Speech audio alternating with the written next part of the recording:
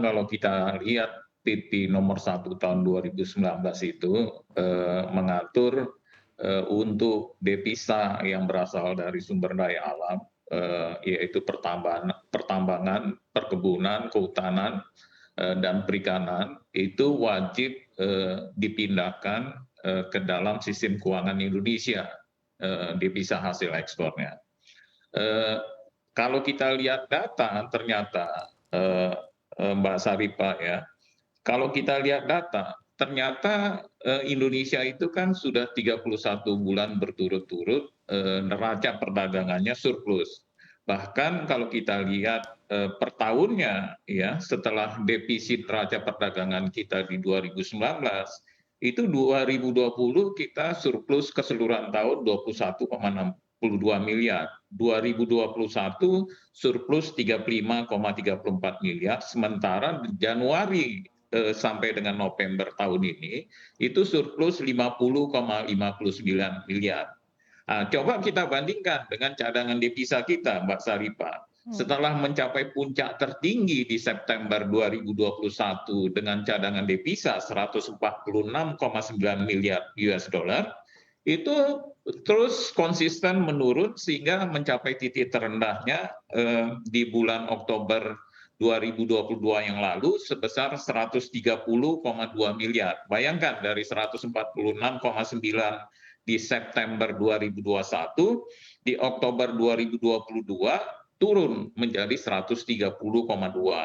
Baru di 2 bulan terakhir memang terjadi peningkatan, Mbak Saripah, 134 miliar di bulan November, di bulan Desember kemarin 137,2 miliar US dollar.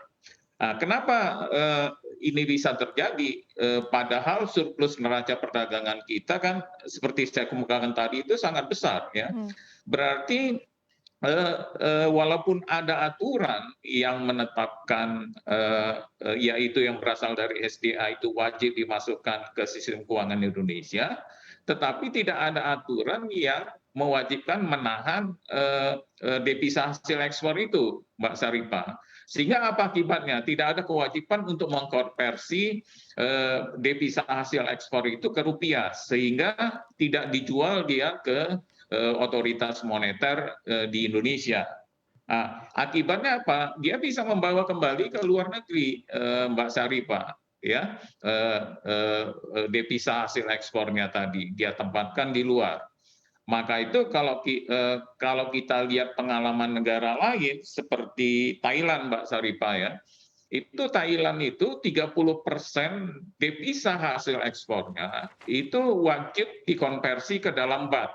Ya, 30% yang devisa hasil ekspor yang dikonversi ke baht itu ditahan paling cepat itu 1 tahun ya.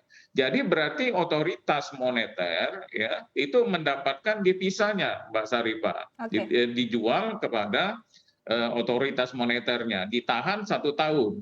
Dalam hal dia kurang dari 1 tahun, yang 30% tadi itu kan sebagai jaminan deposit di Thailandnya. Itu dia hanya mendapatkan 2/3 dari yang 30% tadi, Pak Saripah. Jadi kalau kita lihat tentunya belajar dari pengalaman negara lain, mereka mempunyai bantalan cadangan yang devisa besar ketika terjadi global economy shock. Maka itu ini harus kita tata kembali PP nomor 1 tadi. Ya. Oke, baik. Pak Iskandar, ini artinya dengan kata lain kita akan mulai masuk ke dalam rezim kontrol devisa, begitu ya Pak? Tidak, gini, bukan kontrol devisa namanya. Sebenarnya ini momentumnya ini bagus. Memang di Undang-Undang Lalu Lintas Devisa, Pak Saripah, itu dikemukakan wajib menggunakan devisa bebas. Ya, kemudian untuk SDA wajib ditempatkan di sistem keuangan Indonesia karena itu merupakan hasil bumi Indonesia, maka itu wajib. Tetapi di undang RUU P2SK, Mbak Saripah, yang sudah disetujui DPR, itu ada pengaturan. Ini jadi nanti ini sejalan PP nomor 1 ini nanti dengan RUU P2SK di DPR yang sudah disetujui. dalam rangka untuk menjaga stabilitas moneter, itu Bank Indonesia mempunyai kewenangan untuk melakukan penerimaan dan pengaturan devisa hasil ekspor. Jadi justru ini mendukung RUU P2SK, Mbak Sarifan.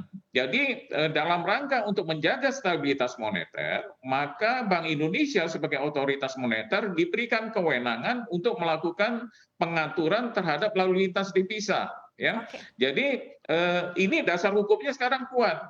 Dulu kan PP itu karena dasar hukumnya memberikan kebebasan lalu lintas devisa, masih devisa bebas, maka dasar hukumnya nggak kuat. Maka itu yang diatur hanya SDA.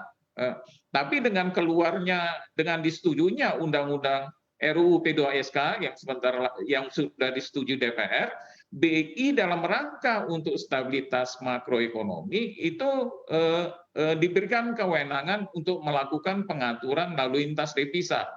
Kenapa seperti itu? Ini untuk ketahanan ekonomi kita, untuk ketahanan ekonomi kita supaya stabilitas makroekonomi terjamin, sehingga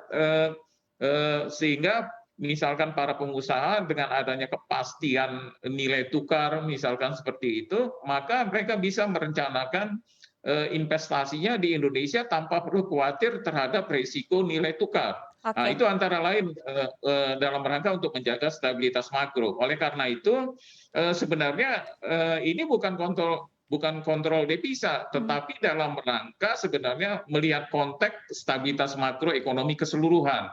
Maka itu sudah diatur, jadi nggak bertentangan dengan undang-undang lalu lintas devisa.